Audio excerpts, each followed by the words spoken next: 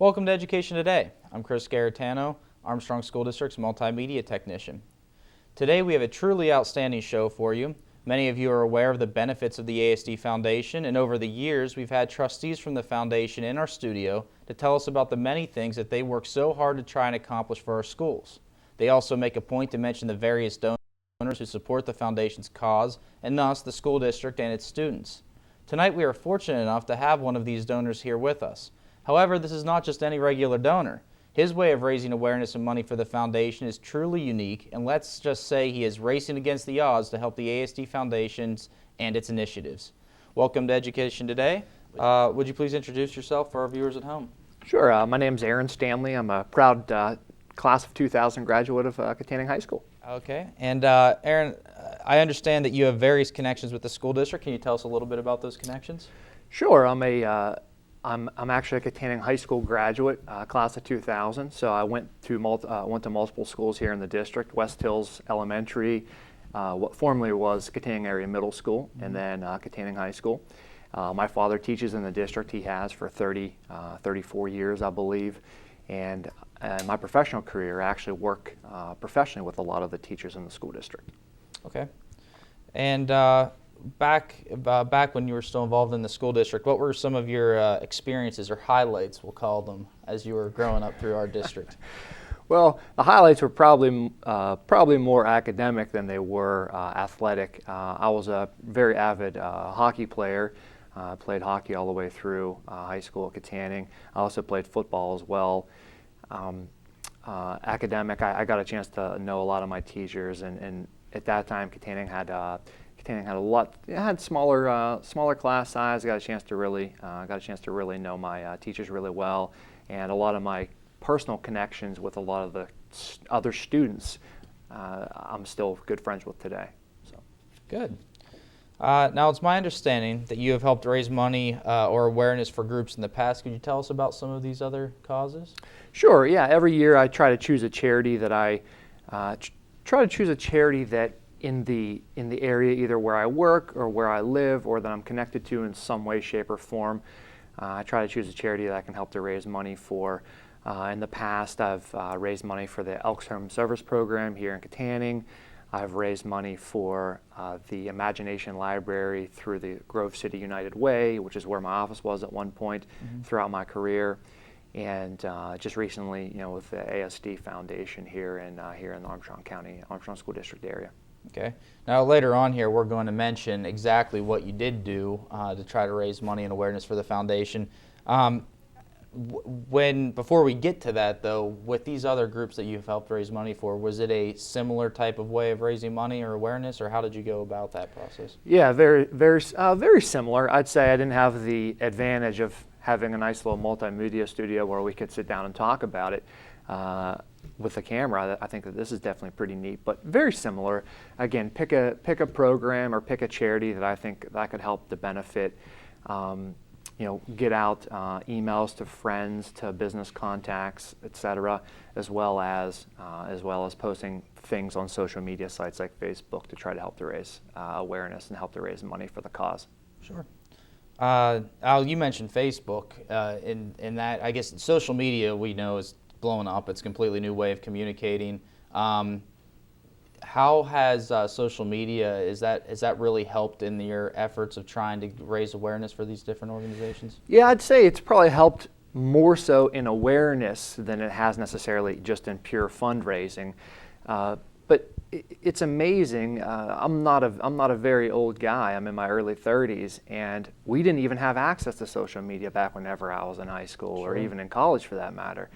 The most advanced thing we had was Instant Messenger from AOL or ICQ or things like that. Sure. So just being able to post something on a Facebook page or whatever to help raise awareness to 100, 200, 300 different people that are friends of yours on that social media website, it's neat. It's neat that they can see that you're doing something for a particular organization in the community, trying to raise awareness, trying to raise money for them. And again, really helpful with awareness, I think. Sure. There have been several charities that you have helped. How do you go about deciding? I guess you kind of hit on that, but is there anything else that you use about how you go about deciding who you're going to try to raise awareness or money for? Yeah, again, we had hit on that a little bit earlier, but it's usually contingent on where I have a stake in a particular community, whether it's professionally, whether it's personally. Again, as an example, I had raised money for the Tanning Elks Home Service Program a few years back from the area originally. A couple years ago, I raised money for the Imagination Library through the Grove City United Way. My office was 3 miles from the United Way office in Grove City, so I thought it was nice to try to raise awareness for a group in the community where I had worked. And now choosing the ASD Foundation, again, I'm an Armstrong School District graduate, Tanning High School, 2000. My father's taught in the district for 30 plus years. I still have lots of contacts, friends, whether it's personally, whether it's professionally, in the area where I think I can benefit. And so that's why I'd chosen Armstrong School District Foundation. Okay.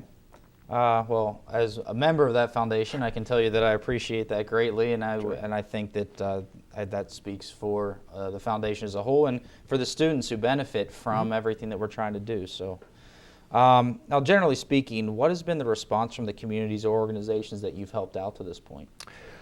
Well, normally I'm the one that will reach out to that specific organization. To the ASD Foundation's credit, I guess, they didn't even reach out to me. I reached out to them and I had said, hey, you know what, I'm thinking about doing so-and-so in 2012 or even this year whenever I'd done my second straight fundraiser for the ASD Foundation.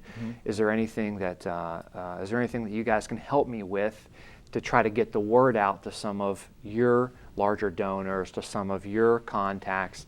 And so the response has been obviously very positive because of the fact that I'm trying to selflessly do this for the specific organization and with a little bit of help from that organization. It's nice to get the word out, whether it's on a TV program, whether it is on social media sites, whether it's just via email. And the more money that can be raised for any type of organization that goes to benefit kids, benefit people in the community, obviously is going to be well welcomed. Sure. Now let's take a step backward here for a minute. What made you decide to start doing work to this extent? Well, it kind of goes back to a question that we had talked about earlier. I feel as if I need to be giving back a little bit to the communities that I work in, that I'm from. I'm very proud to be from the area. I absolutely love Armstrong County. I grew up here. I lived here for 25 years. My parents still live in the area. I work with dozens and dozens of people in Armstrong County on a professional level. The least I could do, again, is try to give back to the community, and I thought that this was a good way to do it. What the ASD Foundation does for the kids in the community is fantastic, and if I can just help to raise awareness for what the foundation does, that was really the reason for me choosing them, to help raise awareness even more just by doing some of the things I've been doing for the foundation, and ultimately, most importantly, for all the kids in the community. I think that part of it too, that maybe it was not expected or not maybe the intended audience would be our own faculty and staff of the school district, because a lot of them, I do think there's some misunderstanding or maybe just non-understanding what exactly the foundation does and what we try to do for them. And I know that last year when you did that first run for us, we had a very good response from our own faculty donating to the cause, which I think part of that was a lot of them knew you, knew that here's an alum trying to give back to the district, and it helped, I think, create more of an understanding of our own faculty and staff in the district and understand what we try to do. And as a result, we ended up getting more grant applications coming in. So I had a positive influence in an area that I don't know that was necessarily expected to influence as much. So that was nice. That's great. Now, do you take suggestions from people about different organizations that you may look to raise awareness and money for? Oh yeah, most certainly. I'm always open to suggestions. I usually try to do one a year because I don't want to saturate, contacts and friends and business associates and things like that. Sure. And so I'm always open to suggestions, whether it be for 2014, 2015, et cetera. Most certainly, yes.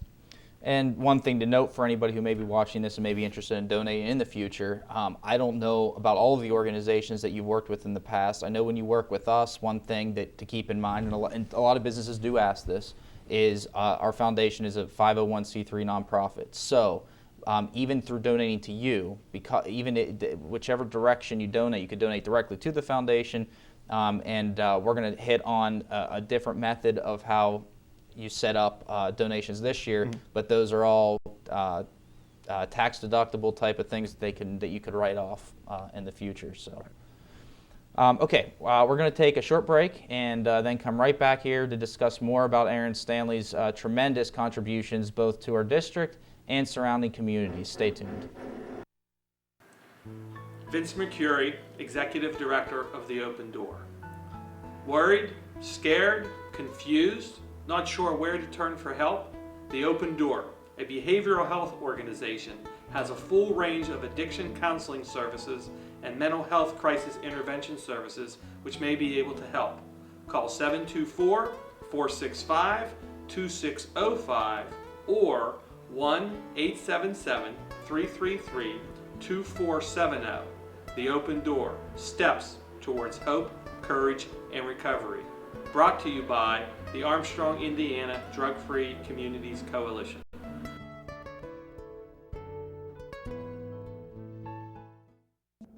Before I came to IUP, I had no idea what college would be like or what role I would play or where I'd be in the future. But when I came to IUP, everything changed. I met people who really made me feel like I belonged. I had great classes at a great nationally ranked university. Hi, my name is Megan Miller. I'm a fine arts major, and this is my university.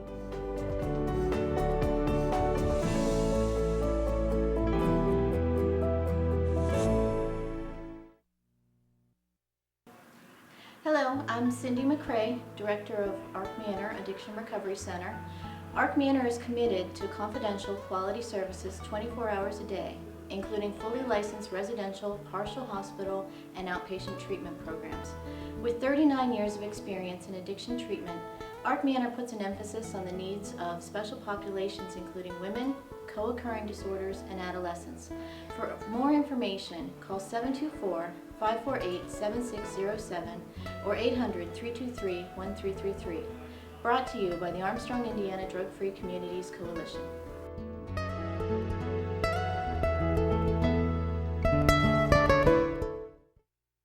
We're back with Armstrong School District's Education Today. Tonight we are talking to Aaron Stanley about his contributions and giving back to communities.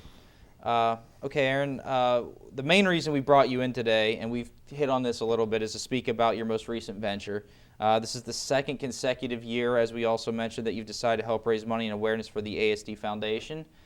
So, quite simply, why the ASD Foundation? Well, being I'm from the area, again, a Katanning High School graduate, my parents still live in the area. I still have a lot of business connections in this area. I'm a financial advisor. I work with a ton of people in Armstrong County, a lot of people that are on the faculty here at Armstrong School District. What the foundation does for the kids in the community, I think, is fantastic. And the fact that I can help to raise money for the foundation is one, a way that I can help to give back to the community that I'm so proud to be from, first and foremost. Secondly, just by helping to raise money for the foundation, then the foundation and all the things can pick and choose where that money that's being raised, where it can go to, how it can be divvied up. And so that takes the thinking off of me, so that whatever the foundation thinks is the best to utilize the money that we've raised to do, then they make that choice, and it usually ends up working out well for the children in the community, for sure. Okay, and not to sound ungrateful, because we aren't, but why the foundation for a second straight year? Well, I've raised money for different charities throughout the past half dozen years or so, and I really liked the response that we got from the ASD Foundation last year, and so we tried to duplicate the response we got from the foundation.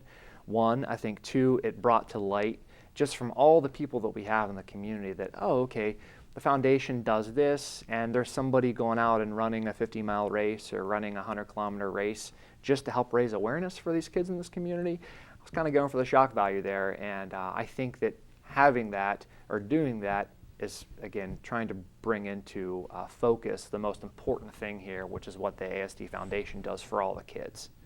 Okay.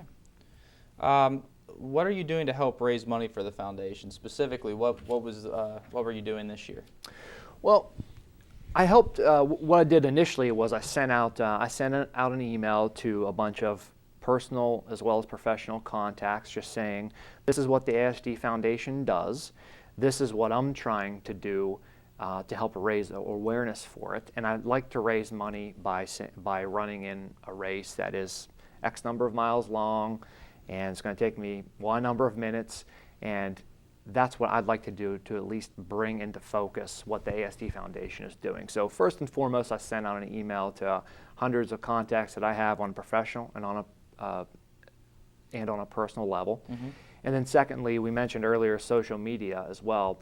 I posted multiple links throughout a couple of months' time on my Facebook page, just my personal Facebook page, just saying that, hey, I'm raising money for the kids in the community of where I'm from originally, where I still have family that live, and where I still work on a professional level. Mm-hmm. And any donations, anything that anyone can do for the kids in this community would be greatly appreciated. So that's the bread and butter of what I've been doing to help get awareness out. Okay. And what was this year's event? This year's event was called the Oil Creek 100-kilometer Trail Race, and it took place in Titusville, Pennsylvania, and it was on Saturday, October 5th, just over a month ago.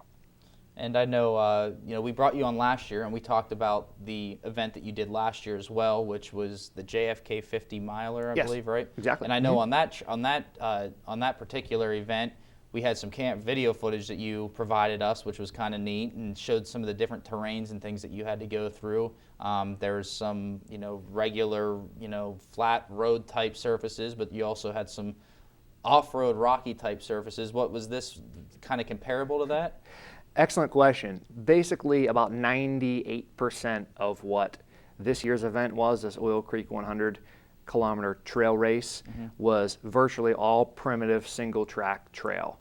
So if we go back to the video from last year where we're looking at the rooty and the rocky terrain, single-track width, pretty much about 59 miles of a 62-mile race was run on terrain that was like that. So very primitive, very difficult footing, especially at night as it turned dark.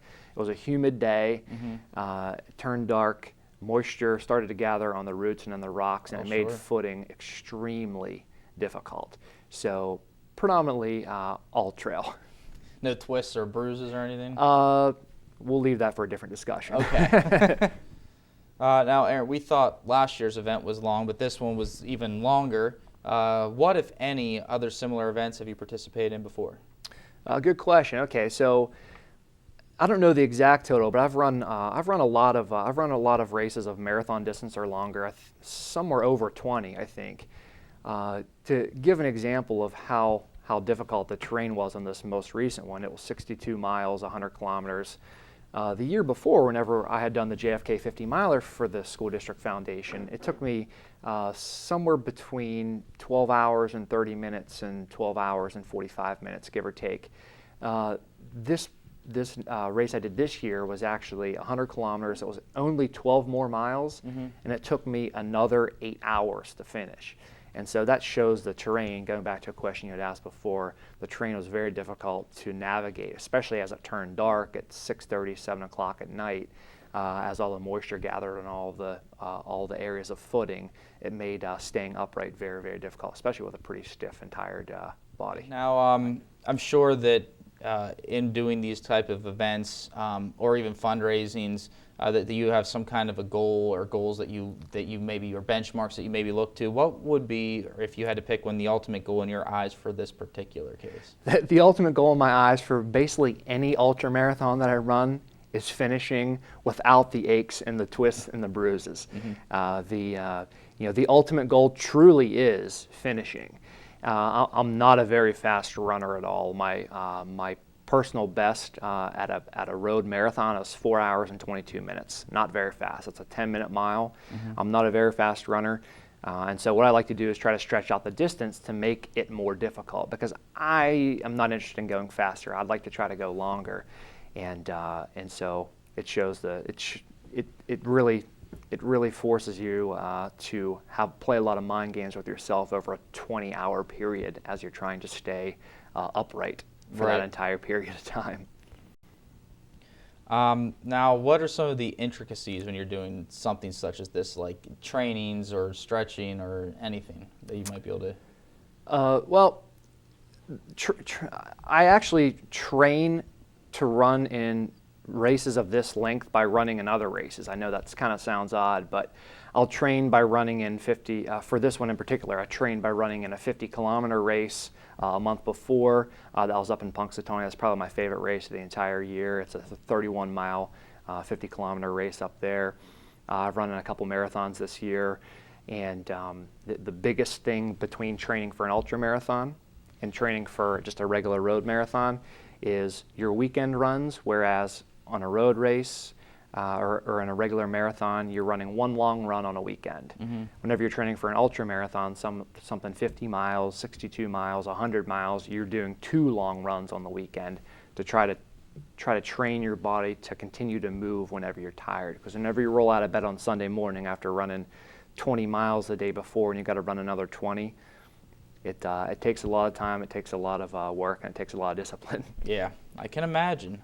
Your body probably gets to a point where it just doesn't want to move anymore. Everything becomes numb. Yeah, very stiff, yes.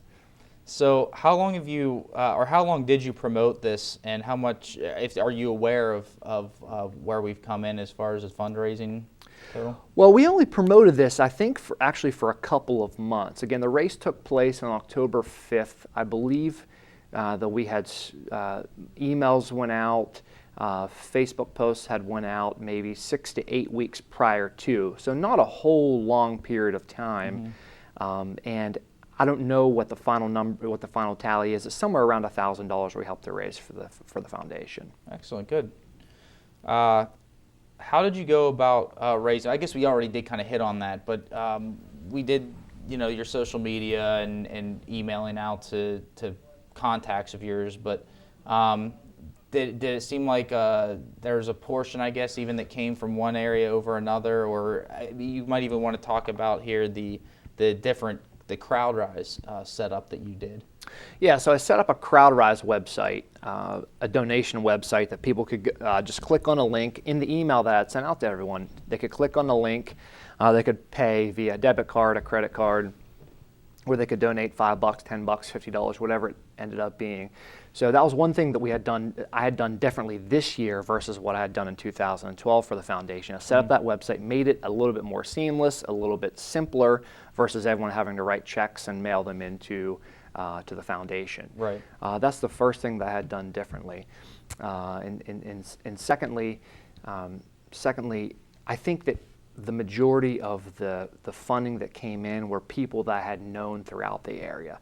People that I knew personally or professionally from the area that knew a lot about the foundation, mm-hmm. that knew my connection with the foundation and with the district just on a professional level. I think those are the people that donated the most, I would say. I had higher quantity of people donating that fit that criteria than anyone else, I think. Okay. Now, if people want to contact you about possible future donations or organizations that they see, may want to contact you for your services, how should they get in touch with you? Sure, I'll happily give them my email address as well as my business contact number, where they can reach out to me over email or over the phone as well. Okay. Is there anything else you'd like to add for the benefit of our viewers? Not necessarily. I appreciate you asking me here, and hopefully sitting down and doing this helps to raise awareness more so for the AHS-TV Foundation and all the great causes that they go to support. I think that doing something like this is really neat because, again, it raises awareness, and this is what this is all for. Sure, I ran 62 miles. It took me 20 hours. That is a drop in the bucket compared to everything that the AHS-TV Foundation does for all of the kids in the community, and that's the most important thing about this whole thing that we were doing. Sure. Well, again, on behalf of the foundation, I'd like to thank you. Do appreciate your efforts. Every little bit helps, and hopefully we're going to continue to get support and recognition, and people will understand what we're all about, and maybe you'll have laid some groundwork for future endeavors too. So I appreciate it. Thank you very much for having me today, Chris. okay. Well, that's our show for today. Our thanks go out to Mr. Aaron Stanley for being here tonight. He's a real inspiration to all of us for doing what he does. I'd also like to thank the TV production students of Katanning High School, led by their teacher, Mr. Don Swanson. They were our film crew today.